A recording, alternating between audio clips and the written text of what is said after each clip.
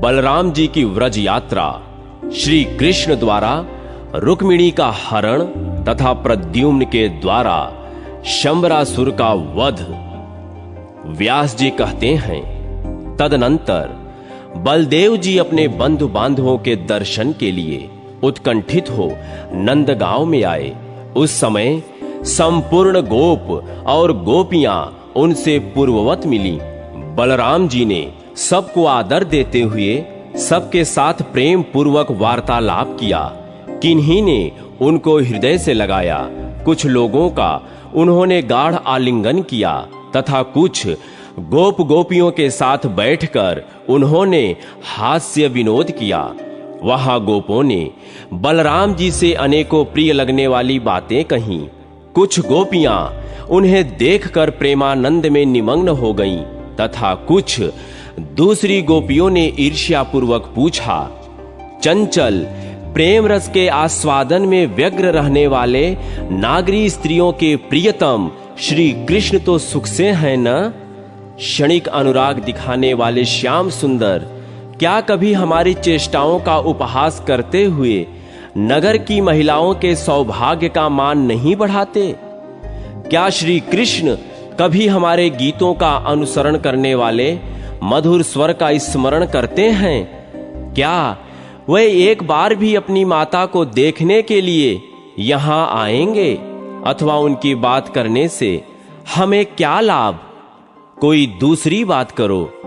यदि हमारे बिना उनका काम चल सकता है तो उनके बिना हमारा भी चल जाएगा।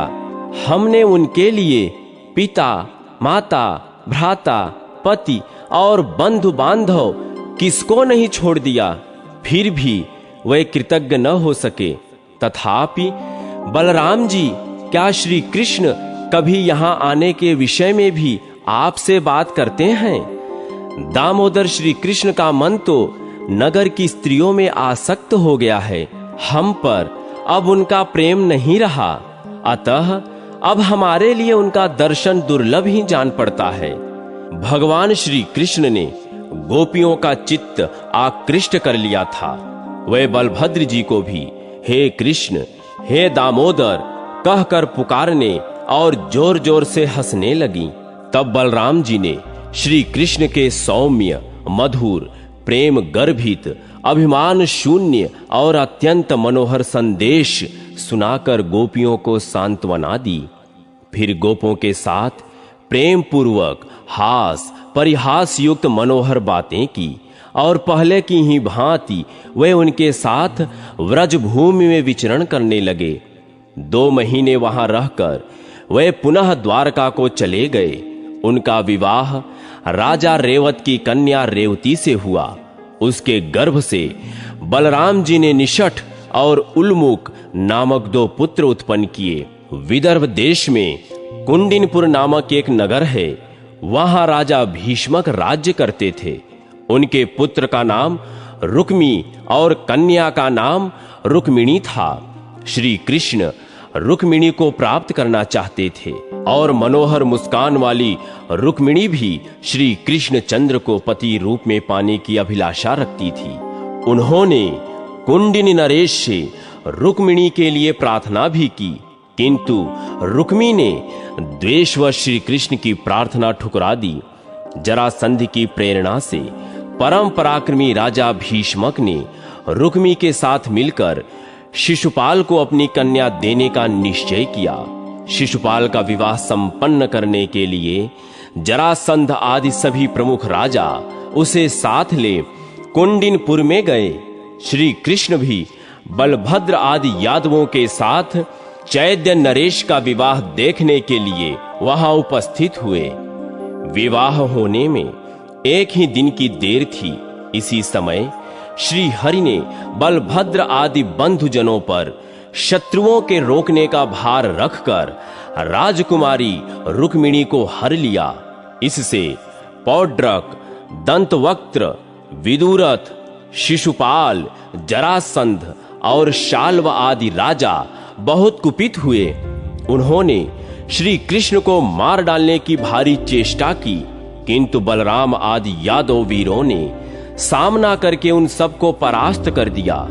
तब रुक्मी ने यह प्रतिज्ञा करके, मैं श्री कृष्ण को युद्ध में मारे बिना कुंडिनपुर में प्रवेश नहीं करूंगा, श्री कृष्ण का पीछा किया। परंतु चक्रपाणि श्री कृष्ण ने हाथी, घोड़े, पैदल और रथों से युक्त रुक्मी की चतुरंगिणी सेना का वध करके उसे लीलापूर्वक जीत लिया और पृथ्वी पर गिरा दिया। इस प्रकार रुक्मी को जीतकर मधुसूदन ने रुक्मिणी के साथ विधि पूर्वक विवाह किया।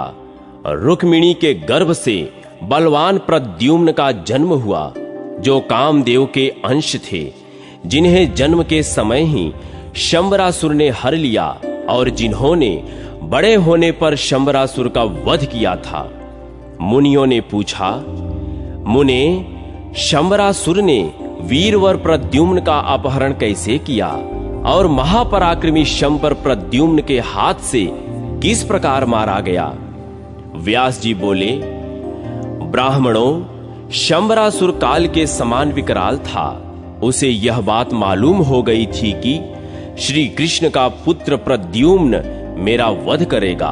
अतः उसने जन्म के छठे दिन ही प्रद्युम्न को सूतिका गृह से हर लिया और उन्हें ले जाकर समुद्र में फेंक दिया। वहां उस बालक को एक मत्स्य ने निगल लिया, किंतु उसकी जठराग्नि से तप्त होने पर भी बालक की मृत्यु न हो सकी। तदनंतर मछेरों ने अन्य मछलियों के साथ उस मत्स्य को भी मारा और असुरों में श्रेष्ठ शंबरासुर को भेंट कर दिया। उसके घर में मायावती नाम की एक युवती गृह स्वामिनी थी। वह सुंदरी रसोइयों का आधिपत्य करती थी। जब मछली का पेट चीरा गया, तब उसमें मायावती ने एक अत्यंत सुंदर बालक को देखा, जो जले हुए काम रूपी वृक्ष का प्रथम अंकुर था। यह कौन है? किस प्रकार मछली के पेट में आ गया? इस प्रकार कौतूहल में पड़ी हुई उस कृशांगी तरुणी से नारद जी ने कहा, यह संपूर्ण जगत की सृष्टि, पालन और संहार करने वाले भगवान श्री कृष्ण का पुत्र है। इसे शंबरासुर ने सौरी से चुराकर समुद्र में फेंक दिया और वहां मत्स्य ने निगल लिया था। वही यह बालक है जो आज तुम्हारे हाथ आ गया। सुंदरी, यह मनुष्यों में रत्न है। तुम पूर्ण विश्वास के साथ इसका पालन करो। देव ऋषि नारद के यों कहने पर मायावती ने उस बालक का पालन किया। उसका अत्यंत सुंदर रूप देखकर वह मोहित थी और बचपन से ही अत्यंत अनुराग पूर्वक उसकी सेवा करने लगी। जिस समय वह बालक युवावस्था की संधि से सुशोभित हुआ, उस समय वह गजगामिनी बाला प्रद्युम्न के प्रति कामना युक्त भाव प्रकट करने लगी। मायावती ने महात्मा प्रद्युम्न को सारी माया सिखा दी। उसका मन उन्हीं में रमता था और उसके नेत्र सदा उन्हीं को निहारते रहते थे। मायावती को अपने प्रति आसक्त होते देख कमल नयन प्रद्युम्न ने कहा, तू मातृभाव का परित्याग करके यह विपरीत भावना कैसे करती है? मायावती ने कहा, तुम मेरे नहीं भगवान श्री कृष्ण के पुत्र हो। तुम्हें काल रूपी शंबर ने चुराकर समुद्र में फेंक दिया था। तुम मुझे मछली के पेट से प्राप्त हुए हो। प्रिय, तुम्हारी पुत्र वत्सला माता आज भी तुम्हारे लिए रोती है। मायावती के यों कहने पर महाबली प्रद्युम्न का चित्त क्रोध से व्याकुल हो उठा। उन्होंने शंबरासुर को युद्ध के लिए ललकारा और उसकी सारी दैत्य सेना का संहार करके सातों मायाओं को जीतकर उसके ऊपर 8वीं माया का प्रयोग किया। उस माया से प्रद्युम्न ने काल रूपी शंबर को मार डाला और आकाश मार्ग से उड़कर वह मायावती के साथ अपने पिता के नगर में आए। अंतःपुर में उतरने पर मायावती सहित प्रद्युम्न को देखकर श्री कृष्ण की रानियां प्रसन्न हो अनेक प्रकार के संकल्प करने लगीं। रुक्मिणी की दृष्टि प्रद्युम्न की ओर से हटती ही नहीं थी। वह स्नेह में भरकर कहने लगी, यह अवश्य ही किसी बड़भागिनी का पुत्र है। अभी इसकी युवावस्था आरंभ हो रहा है। यदि मेरा पुत्र प्रद्युम्न जीवित होता तो उसकी भी यही अवस्था होती। बेटा, तुमने अपने जन्म से किस सौभाग्यशालिनी जननी की शोभा बढ़ाई है, अथवा तुम्हारे प्रति मेरे हृदय में जैसा स्नेह उमड़ रहा है, उसके अनुसार मैं यह स्पष्ट रूप से कह सकती हूं कि तुम श्री हरि के पुत्र हो। इसी समय श्री कृष्ण के साथ नारद जी वहां आए। उन्होंने अंतःपुर में रहने वाली रुक्मिणी देवी से प्रसन्नता पूर्वक कहा, सुभ्रु, यह तुम्हारा पुत्र प्रद्युम्न है। इस समय शंबरासुर को मारकर यहां आया है। कुछ वर्ष पहले शंबरासुर ने ही तुम्हारे पुत्र को सूतिका गृह से हर लिया था। यह तुम्हारे पुत्र की सती भार्या मायावती है। यह शंबरासुर की पत्नी नहीं है। इसका कारण सुनो। जब शंकर जी के कोप से कामदेव का नाश हो गया, तब उनके पुनर्जन्म की प्रतीक्षा करती हुई रति ने अपने मायामय रूप से शंबरासुर को मोहित किया। देवी, तुम्हारे पुत्र रूप में ये कामदेव ही अवतीर्ण हुए हैं और यह उन्हीं की पत्नी रति है। कल्याणी, यह तुम्हारी पुत्र वधू है। इसमें किसी प्रकार की विपरीत शंका न करना। यह सुनकर रुक्मिणी और श्री कृष्ण को बड़ा हर्ष हुआ। समस्त द्वारिकापुरी धन्य धन्य धन्य कहने लगी।